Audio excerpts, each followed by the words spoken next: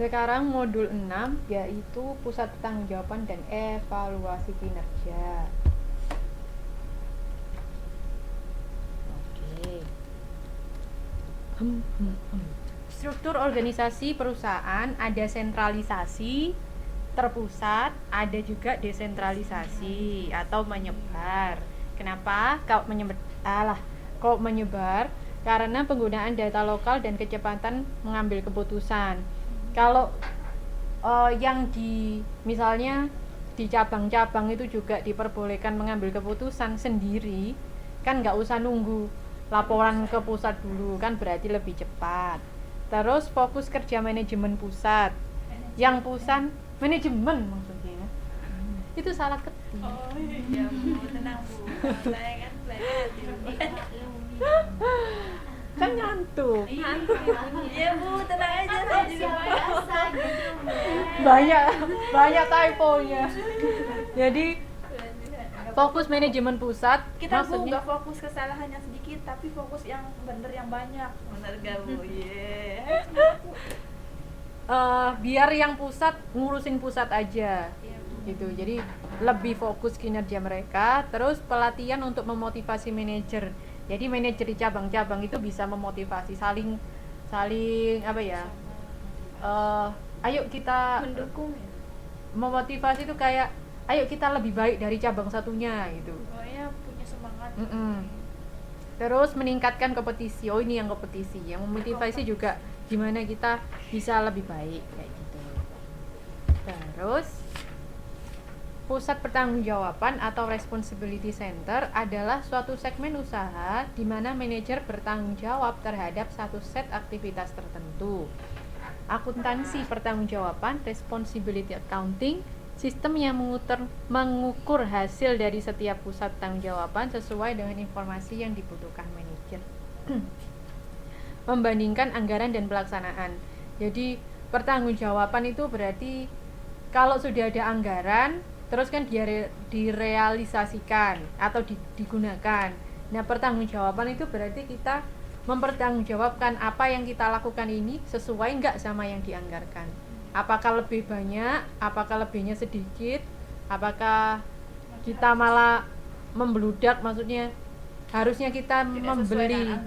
Iya, kita membeli harusnya cuma 10.000, ternyata kita aslinya beli sampai 20.000. Nah, ini kan harus dipertanggungjawabkan ini. Nanti jadi koruptor lagi. Tipe pusat pertanggungjawaban ada pusat kos, ada pusat pendapatan, pusat laba, dan pusat investasi. Unsur yang perlu diperhatikan adalah bagian atau unit organisasi yang akan dikendalikan atau responsibility center. Ada juga penanggung jawab bagian, responsibility person atau manager. Terus anggaran sebagai alat pengendali, budget atau penganggaran ini budgeting. Terus laporan pertanggungjawaban, responsibility report. Bagian atau unit organisasi sebagai pusat pertanggungjawaban, fungsi struktur organisasi adalah untuk penetapan dan penentuan deskripsi tugas masing-masing, wewenang dan tanggung jawab, terus garis pelaporan. Nah, sekarang teman-teman silakan lihat gambar 6.1.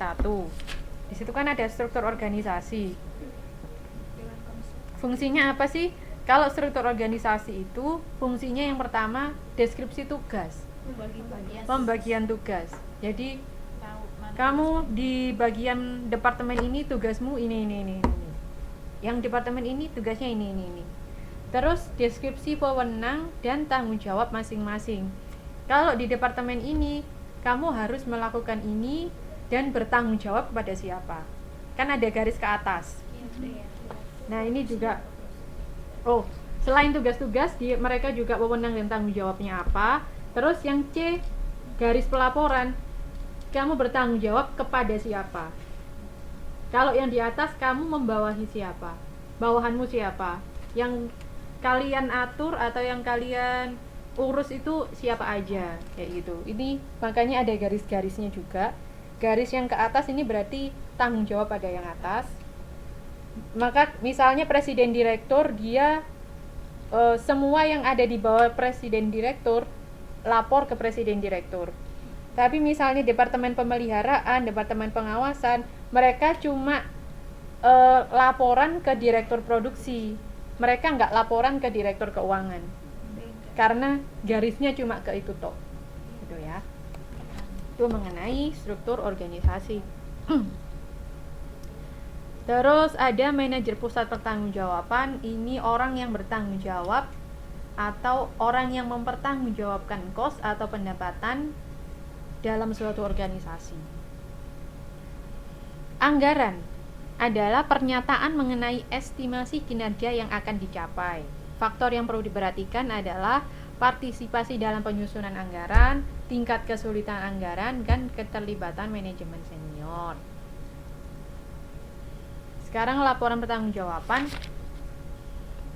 berasal dari laporan akuntansi pertanggungjawaban, dibuat di akhir periode, merupakan gabungan dari laporan-laporan unit dan berisikan data anggaran, data aktual atau realisasi, dan varians atau selisihnya.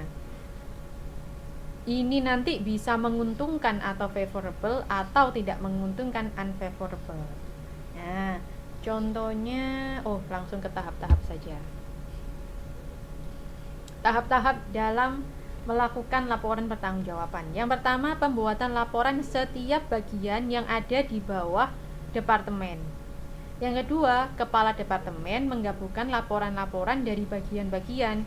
Yang ketiga, direktur produksi menggabungkan laporan dari departemen-departemen ditambah dengan kos kantor direktur produksi. Yang keempat, para direktur menggabungkan semua laporan keuangan menjadi satu laporan keuangan perusahaan. Jadi ceritanya ini, pertama masing-masing ini bikin sendiri. Yang bawah ini.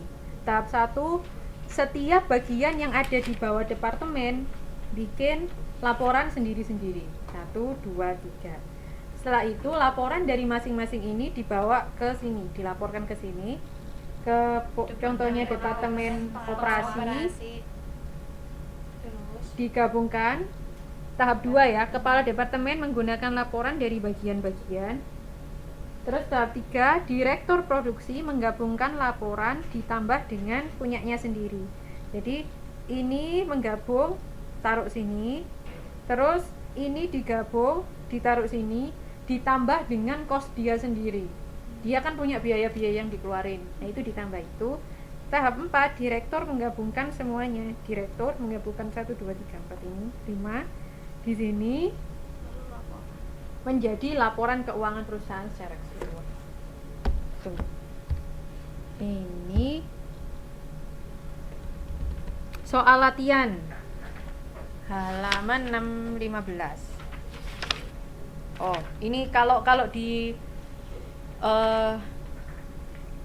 kalau dijabarkan tahap 1 ini laporan tingkat 1 bagian perakitan. Tingkat 2 tahap 2 laporan tingkat 2 bagian pengawasan operasi. Laporan tingkat 3 direktur produksi. Begitu. Seperti yang sudah saya jelaskan. Nah, sekarang di latihan soal 2 ini halaman 615 kita mau cari tahu,